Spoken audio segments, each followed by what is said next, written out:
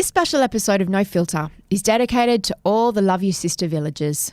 You can join them by following Love Your Sister on Facebook or going to loveyyoursister.org and buy some of Connie's cotton socks while you're there. Hi, I'm Mia Freeman and welcome to No Filter. The name and face that most of us associate with Connie Johnson is her brother Sam. He's the celebrity, the one with the gold logie. He's the one who rode a unicycle around Australia to raise money and has done all the interviews in the media ever since Connie's cancer diagnosis 6 years ago. He also, along with her, founded the Love Your Sister charity to raise money for all cancer families. But when it became clear that Connie's life was near its end, Sam called me up with an idea. He really wanted Mamma Mia to tell the story of the women in Connie's life. You see, Sam thinks he gets way too much credit for being Connie's support team, when actually it is a village, a real village, that has supported her through her life and will continue to do her work after her death. It was a family decision to have Sam out in front facing the media and doing what he does best as an actor and a performer. It's his natural space in front of the media and he's totally comfortable doing it. For her. He's always been at pains, though, to point out that it's very much been a group effort, both caring for Connie and all the enormous work that goes into Love Your Sister. So he invited me to come to Canberra. He wanted me to meet their older sister, Hilde, and Connie's best friend and carer, Em, and also Lucy, who has worked closely with all of them on Love Your Sister. So I did. But before we get to hearing from them, I want to paint you a quick picture about how this day came about. My producer Eliza and I were picked up at the airport by Christy, one of the very large army of Love Your Sister villagers and volunteers, and one of the inner circle who worked tirelessly for months and weeks to put together Connie's final public act of charity, the Big Heart Project, which raised millions. Christy told us about all the long nights she spent with Connie and the other women who were on the committee for the event, over at Connie's house, with Connie's husband and sons going about their daily life as these tireless volunteers worked to bring Connie's vision to life. The more you speak to the people in Connie's circle, the more you see how intertwined they all are, bonded by the common purpose of fighting cancer for Connie and for every other family who is battling. Chances are, if you're listening to this, you've probably already heard my conversation with Sam. If you haven't, scroll back in the No Filter feed and listen to it. Next, I sat down with Em, Connie's best friend. She's the one in that photo that Sam posted to the Love Your Sister Facebook page where she's kissing Connie on the forehead. Em has been as close to Connie as anyone could ever be, ever since the two of them were 11 years old. Here's Em. Whenever I ask anyone to describe Connie, they say, oh, ask Em. Mm-hmm. Ask Em. Mm-hmm. It's easy. Go on. Force of nature. Force of nature. Absolutely. Since she got sick or just always? Always. Less so when she got sick. It was incredibly frustrating to her that she had to sleep, firstly normal amounts of hours and then secondly more than she wanted to. I mean, Con put me to shame as far as staying up for days in a row to do things goes. She always had we'd call it the yellow envelope list. We'd make a list of jobs that we needed to do, always on a yellow envelope so we could find it. And it would contain, at least a month's worth of things to do that we planned to do in the next 2 days. And we would just stay up and go like cut snakes until we'd got either some or all of it done. But inevitably more things got added to the list during the process. You never quite got there. You guys were friends from when you were about 10 or 11? I think it was either 11 and 12 or 13 and 14 and nobody can remember which way around. She got cancer for the first time around that time, didn't she? I met her directly after her last chemo. So you've never known a completely well Connie out of the shadow of cancer? It's always been our life. Even after she was, the last chemo had happened, she was still a cancer kid, and because we were two halves into the same coin, I effectively became a cancer kid too, in that all of the appointments, whatever, we would do them together. All of the treats that cancer kids get, and there's, they try really hard to give them lots of experiences and whatever to make up for it, I guess. I got to do it all too, so yeah, it was, I don't know, given that I didn't have to do the sickness part of it, I had a very lucky teenage years because I was treated so well, even though I wasn't a cancer kid. Did you and Connie used to have sort of big questions about, will I grow up? Will I get to get married and have kids? And did she have a sense of immortality back then? Yeah, like every teenager. You know, we knew everything. We were going to live forever, and we'd just gotten over that little blip. And also we'd be taking on the world shortly, right after we figured out how to pay the rent. Which you did. Yeah, we did. We had a cash-in-hand job at Sundays at the local IGA, both of us. $50 a week. And we paid rent and lived on food from the Vic Market and, just lived our teenage years with a great deal of freedom and fun. And you both worked in her family business? Yeah. It was originally one little bookshop in North Melbourne, and Con got enterprising and moved it to, a lot of pushing and shoving and help from Dad Joe, to a funny little premises on Flinders Street. Changed it to be called Flinders Books, and it grew from there. We wound up with a little empire of 4 stores and an online store. So you guys have always worked together, essentially, or for a long time? Yes and no. I stayed with the bookshops for a long, long time, even after Joe's death. And the GFC hit and Kindles hit in the same month, so bookshops overnight became irrelevant. Yeah. And thankfully Joe didn't live to see that. But yeah, Con and I have always done things on and off together, but particularly once she moved to Canberra, not so much with the working in the same jobs anymore. Do you remember finding out when she was diagnosed with breast cancer? Yep, I sure do.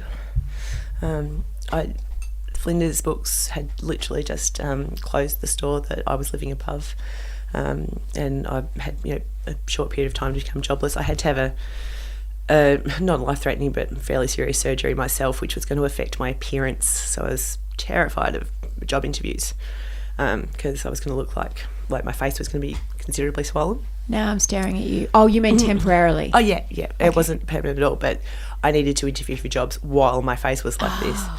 So I was, had all these things going on, and then Con had spent 9 hours waiting in an emergency room because she'd gotten worried enough about her right breast, which was visibly swollen and quite sore. And she was just trying to get their attention. And you'd think having cancer twice already, that would get you an appointment pretty quick. Yeah, no, 9 hours she sat there. And finally got seen and got diagnosed with breast cancer. But, it was okay because right from the start they were going to treat to cure. That was Willoughby's 4th birthday. So July of that year. And she'd beaten it twice. We've been down this road before. This is crap, but here we go again. And January of the following year, they said, yeah, no. She went to her final chemo appointment, and they said that you're all good. You've completed your chemo. Congratulations, off you go. You've done it again. And she reminded them that they had planned to do one final body scan on her to check on a spot on her lung that they couldn't identify. And they went, oh, yeah, sorry about that, have your scan. And the results of that scan were, it's metastatised and you're terminal. And she always regretted reminding them about the scan, because if she'd not known she was terminal, she would have got who knows how long living cancer-free again. Psychologically cancer-free. Exactly. So what do you do as a best friend? I mean, there'll be so many people listening to this who've had friends ring them and say, I've got cancer. What do you do? It's the very definition of helplessness. You can run for the on dance when she's going to spew. You can make sure the heat packs are there, and you can know the location of every bucket in the damn house. But short of providing endless sympathy and comfort and fetching the thing that she can't get up to get, there's not a lot you can do. She told me that, she felt I was supporting her, but at the best friend end, you're really, it's a whole new level of helplessness. You were her carer for a lot of the time that she was sick. Yeah. And what did that entail? Well, it depends what we're doing today. A lot of people, Con still wants to do things, a lot of people caring for her would like her to sit still, and because it's hard going out with the wheelchair, and it's hard even just getting served. Like, wheel Con up to the counter and they want to talk to me. the service staff. So I just stand there and refuse to speak until they look down and speak to Con, because the whole wheelchair thing's a barrier. So, yeah, we would do things, and, basically she got stuck with the supervisory role while I built the bookcase that she wanted built, which is incredibly frustrating for her, because all she wants to do is build the bookcase. I don't know, the yellow envelope, we try and get it done still anyway. Did you have to have a lot of... I imagine the hardest thing would be the conversations. Like, did she tell you what she was scared of? And as a friend, is your instinct to just go, it's going to be okay, we'll get through this, you'll beat this? Not at all, because we won't. And that would just be, worse than saying nothing at all. But more than anything, she needed to know that it was going to matter to someone else that she died, if that makes some sense. So she would often ask me questions, how do you feel about whatever? And I would answer them honestly, which is, we had two halves of a brain between the two of us, and she had the good half. I'm stuffed now. So she was looking to you for reassurance as to what her legacy would be?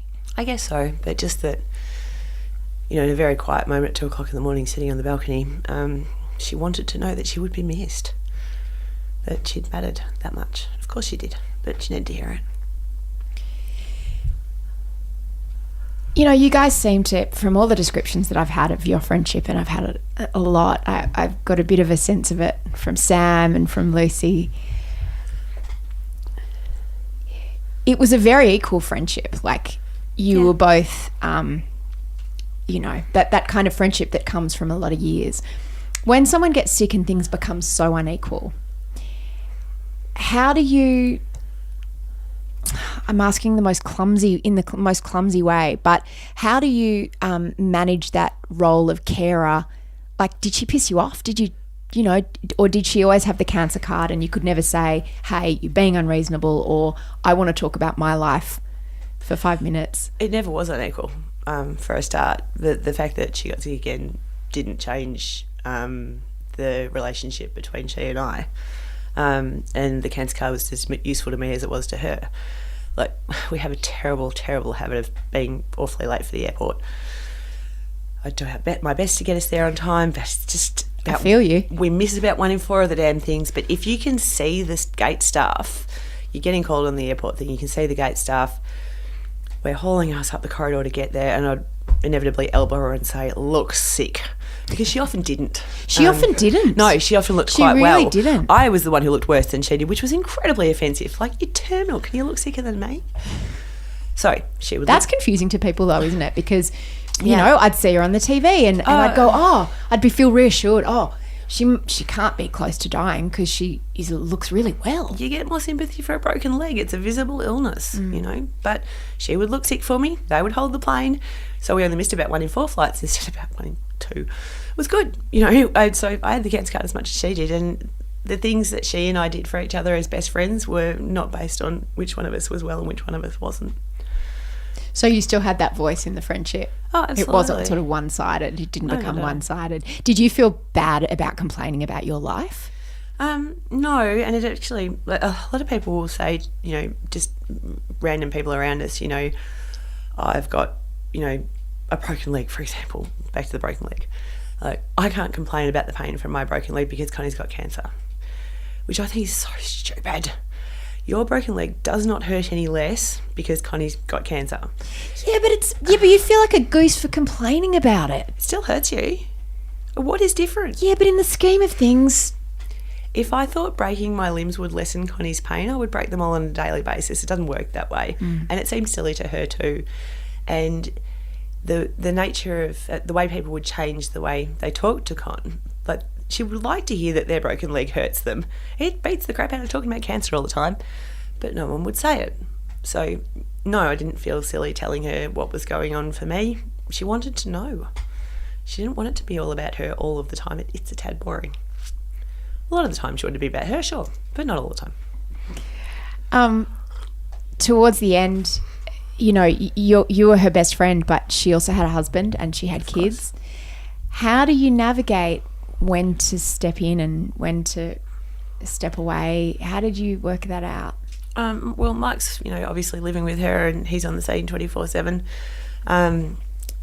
But he's also got 2 kids to look after and work to manage as well. None of that stuff goes away just because somebody's dying of cancer.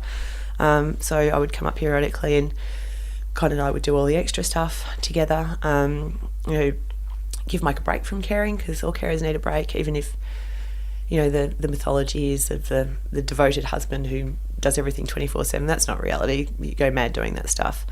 So Mike could get a break or focus on the kids or get some help with the kids. I can do the running around picking up. It's just becomes a sort of a group thing. We've got to do all of these things. Who's going to do what today? It's not a thing. Mike's pretty cool.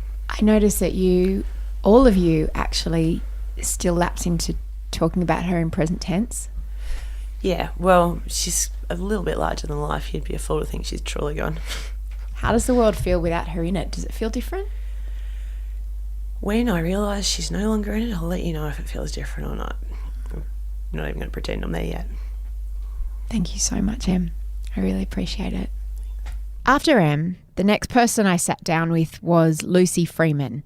She works very closely with Sam, and she worked very closely with Connie on Love Your Sister. A lot is known about Connie as a mum and a sister and a wife, but a part of her that most people didn't see is the businesswoman. Because that's what Connie was, taking Love Your Sister from a nascent idea to a massive force in fundraising and cancer vanquishment, as Sam calls their mission. Here's Lucy. When was the first time you met Connie? Can you remember? Yes. No, I can't remember when, but I just remember what it was. It was a dinner at her place.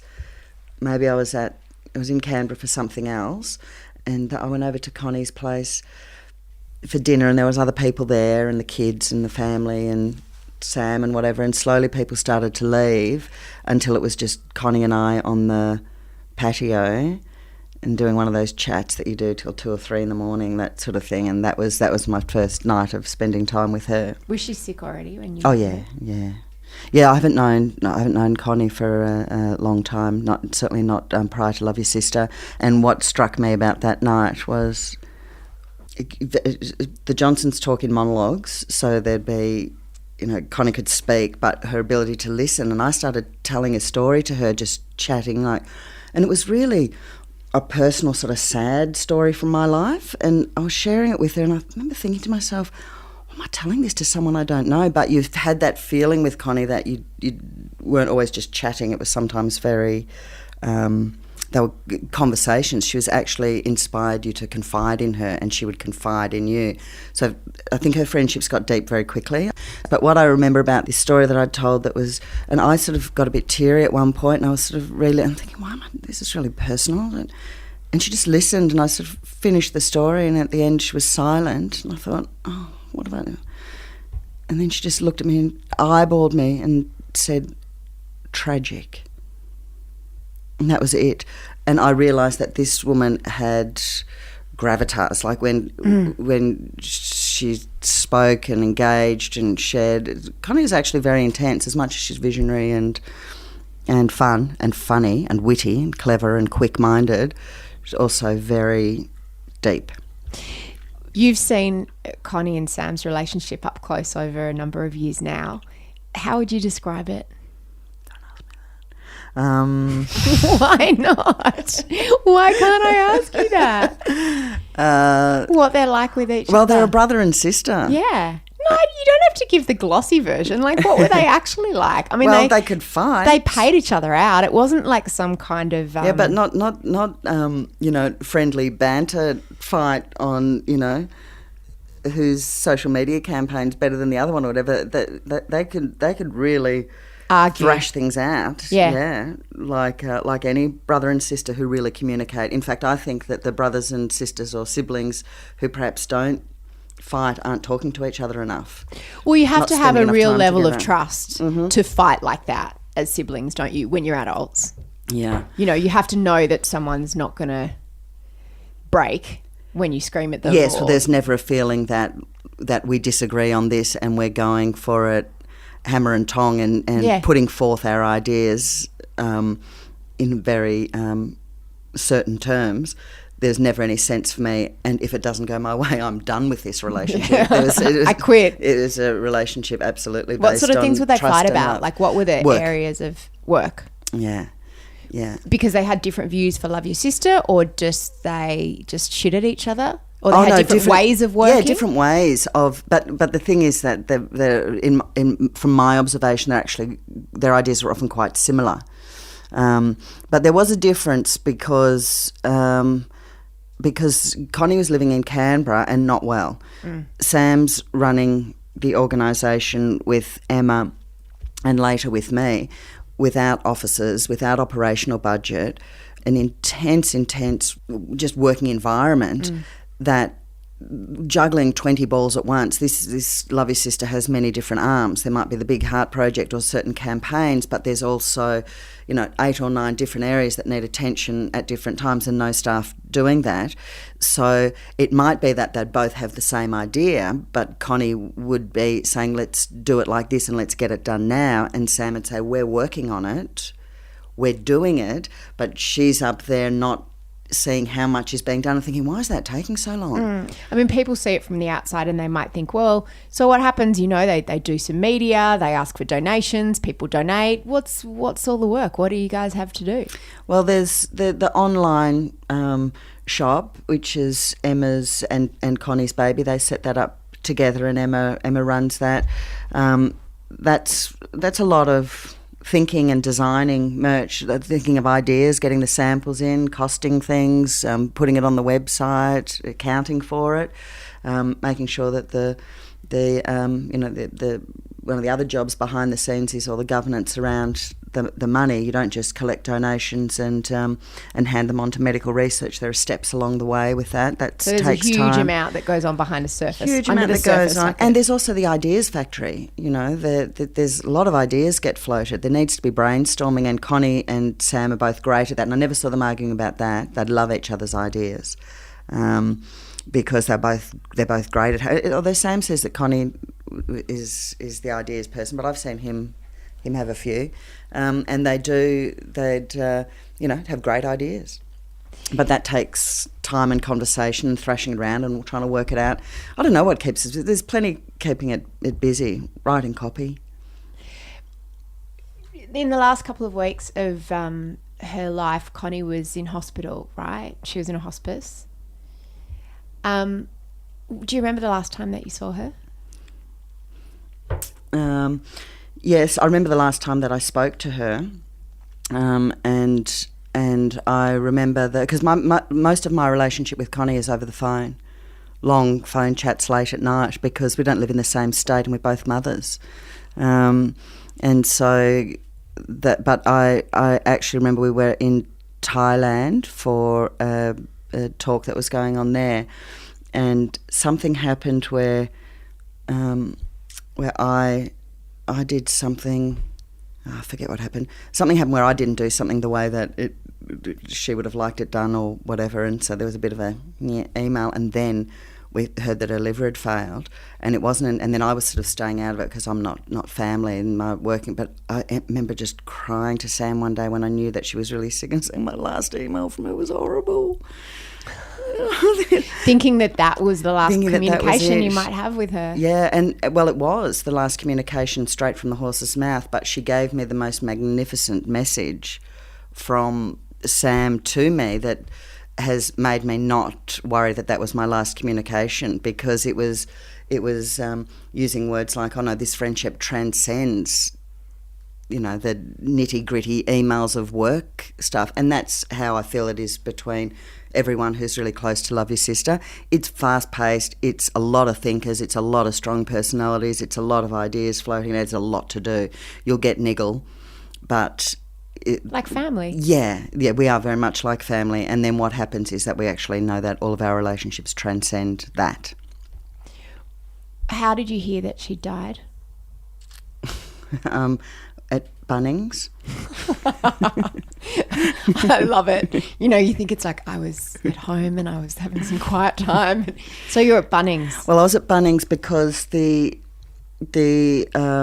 few people who were around Connie right at the end obviously know of other people who know Connie, And so someone who had just heard that she died texted a group of other people to let them know, and one of them texted me, and the text said, "It's happened." And I was actually standing in the line at Bunnings, and that was a Friday. It was, yes, and that wasn't my vision for how I was going to find out.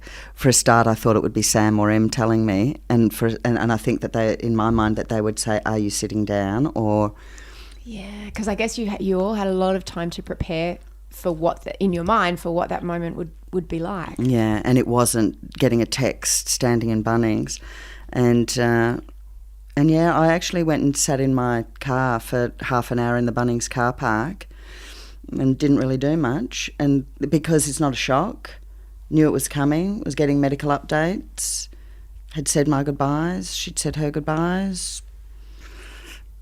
Yeah, it was just kind of weird. And then I shot out a few emails from the car because I didn't want to go back where everyone else was, and I thought, well, I can't just sit here. And then I drove, and it was the first day we were moving into our new premises. Love Your Sister has always operated without premises. We work out of our lounge rooms, we work out of cafes, and we work at each other's houses. And Connie had been saying for a long time, we need a premises. If this is going to function, we need a premises. And Sam had been saying for a long time, we're working on it. I love the picture you're painting of the dynamic. It's great. And everyone was working on getting a premises. Emma was but then something else comes up, and you don't. Anyway, Connie had been really clear in her mind, as all of us were. We knew we needed premises. We need to be together more often. We knew we needed a premises, and I was at Bunnings buying tubs for the premises that I had not yet been to, because we'd only just got it. So I sat in the car park at Bunnings, and then I drove towards our new premises. I hadn't cried yet, and then I got close, and I said out loud to Connie, to myself in the car, "Hey, Con, we got premises." And then I lost it. And I thought, I'm one of those crazy talk to yourself in the car people crying. But it really hit me then that I just thought, I don't think there's anything that we'll do with Love Your Sister in the future that I won't sometimes want to say, "Hey, Con, look what we did here." The day that I spent with Connie's family and friends was the day before her private funeral in Canberra. And Hilde wasn't there yet. She works in Melbourne as a prison guard. So I spoke to her on the phone a few days later. Everybody, even Sam, told me that Hilde is the most interesting Johnson sibling. Almost a decade older than Sam and Connie, Hilde took on a mothering role for both of them after their own mother died suddenly when Connie and Sam were really little kids. And she was there right until the end, taking care of her little sister. Here's Hilde. You're the mystery sister. I am the other sister, colloquially. I didn't realise that Connie had other siblings, and Sam said that was a deliberate decision by the family when she made the decision to go public. True, yeah. We chose to take a back seat, but obviously very supportive from the background. Yeah. You're Connie and Sam's older sister. That's right. And were you guys close growing up? Oh, so close. We didn't have a TV, so it was all board games and bike rides and, yeah, just a lot of fun. I was a bit older than them, obviously, about 8 years older. But we had a lot of fun together growing up. Connie came and lived with me when she was a teenager, and Sam and I have always been great buddies all the way along.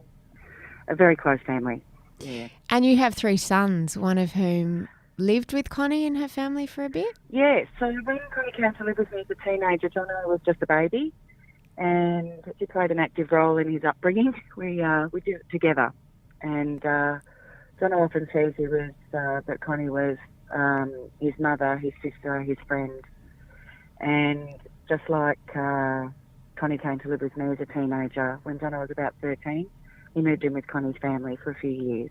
Yeah, it's been terrific. That's the way it's meant to be, hey? That idea of it taking a village. That's right, yeah, the extended family. It's a bit old-fashioned these days, but that's certainly how we did it.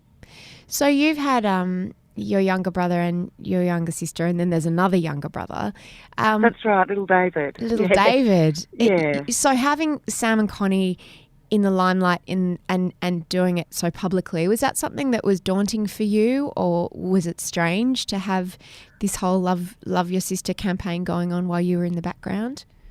Well, I was very proud of it, and I'm very proud of the role I've taken in the background. So it wasn't daunting. I thought it was terrific, and I'm proud of them both. And Hilde, tell me about your relationship with Connie. I never met her, so I've been asking the women closest to her to describe her to me. Oh, look, we've had it's a complex relationship. We're both very passionate people. I think sort of having her during those teenage years and being a sort of primary caregiver sort of put our sister relationship on the back burner. And of course that was reignited sort of after that torrid period. You know what teenagers are like. I do. And we became sort of firm sisters, strong sisters. We'd laugh, we'd cry, we'd fight, we'd make up. But yeah, a really strong bond. Very fond of her. She's a colourful character. Very determined, and she just achieved so much, and it was a great ride. You kids lost your mum when you were quite young, so did you sort of take on that mother role for Connie? I'd probably taken it on a bit earlier, when Connie was about sort of 2, and Sam was sort of still a baby. Mum's mental health deteriorated. She was manic depressive and schizophrenic, and I'd go. She didn't live in the house because, well, for obvious reasons. But we'd still go and visit every second weekend. So I'd go along with the kids, and I was very protective over them because I didn't know what was going to be awaiting us on the other side of the door for our visits. So I guess I took that role fairly early. Yeah. You were still a kid yourself, though, Hilde, weren't you? Oh, well, I thought I was all grown up. I was about 11 or 12, and I guess I had to grow up young. But it didn't feel like a responsibility. It was a pleasure. I loved the kids. I always called them the kids because they were so little compared to me. Yeah, so no, it was not a burden at all. And then you would have been maybe 20 when Connie was diagnosed with cancer for the first time. Yeah, that was the first cancer. I was living in Sydney, and got the phone call, and I packed up my baby and moved straight back to Melbourne immediately to be with the family.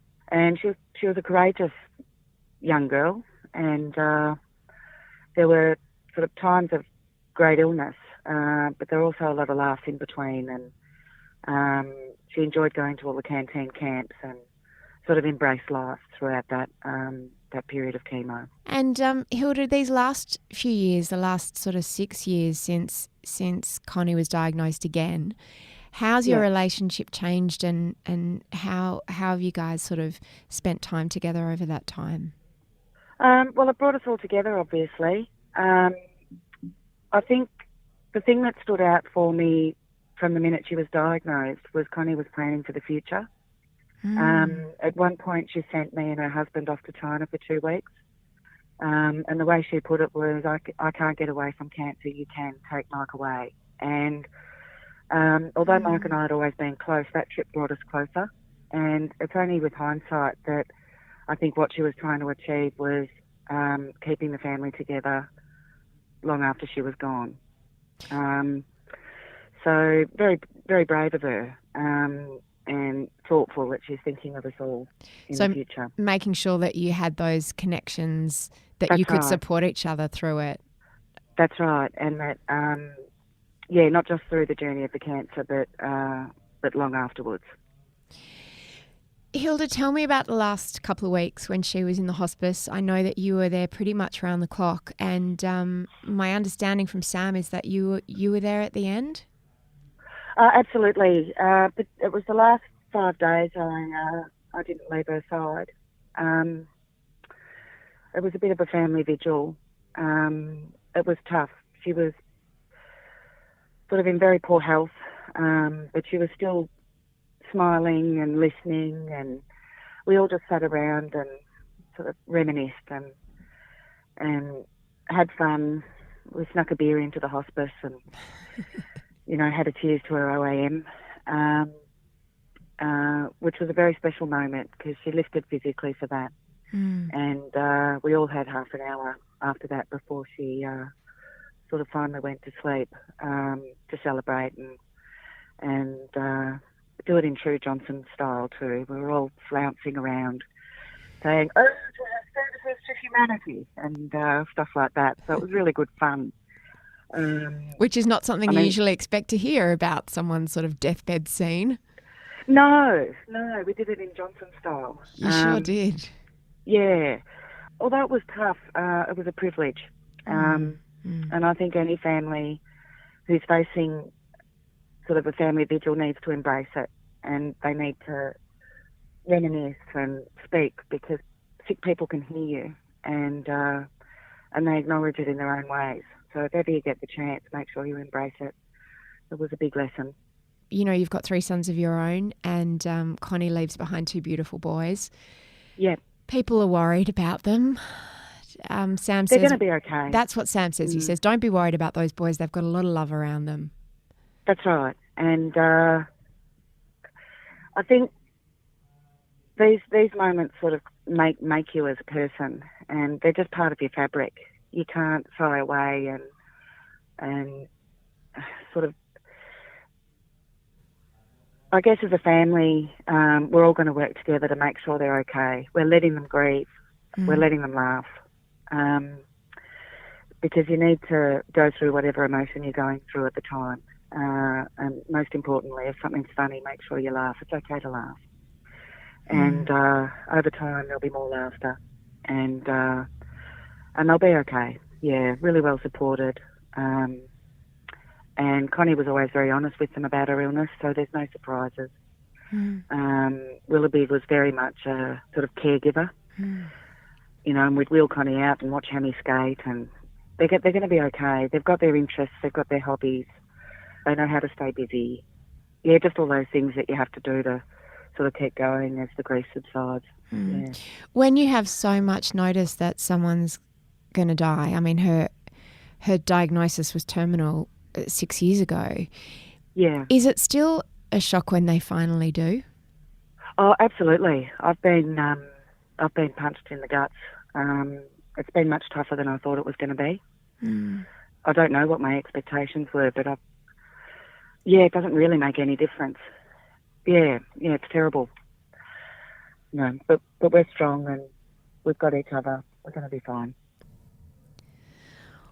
What an incredible bunch of women. I hope you get a sense after listening to Em and Lucy and Hilde, all of these amazing women that were around Connie and that have worked so hard to look after her privately, to continue her work publicly, and to help other women, which is what Connie wanted to do. Sam always says he's really sort of like the guest little brother in this whole incredible village and community of women that Connie helped to build, and which will go on and flourish and keep fighting even now that she's gone. To support Love Your Sister, the best way to do it is to find them on Facebook or head to loveyoursister.org to donate. If you want to hear the episode with Sam, scroll back through this feed, and there's another episode I did with Sam a few months ago where he talks more about himself. I asked him all sorts of inappropriate questions, but I wanted to get a sense of him as a person, sort of away from his family. He's one of the most interesting people I've ever met. He's really so raw and passionate and dynamic, and you might have seen him on The Project the day of Connie's funeral speaking about how driven he is to keep going and how he feels like Connie was just training him these last few years, and that he was like some kind of apprentice to keep doing this incredible work after she was gone. I really hope that the family and Sam and Connie's friends get to take some time after the public memorial to just privately take it all in and process their loss. It must be such a difficult thing. Lovely in many ways, as Hilde said, but, you know, having to be so public about something that is so intensely private and personal. You know, Connie wrote a book, and if you want to buy it and support the work that she did and hear her words, you can go to apple.co/Mamma Mia. And if you want any of our podcasts, you can also find them there. If this episode has brought up, I mean, of course it's brought up upsetting feelings, but if you're feeling like you're not coping and that you need some extra support, remember that there are organisations who can help. There's Beyond Blue, there's Lifeline. Please reach out, text a girlfriend, text someone, and just tell them that you love them, tell them that you're feeling a little bit upset. And if there's anyone in your life that you think might need an extra check, Sam was really adamant that we all nag each other to get our boobs checked, and so was Connie. If you have a friend who should be having mammograms and hasn't, who should be having a pap smear and hasn't, it's a good time to nag a friend in Connie's name. She would be proud. I'm Mia Freeman, and this podcast was produced by Eliza Ratliff for the Mamma Mia Women's Network. The director of all our podcasts is Rachel Corbett. The head of content is Holly Wainwright. I'll see you next time.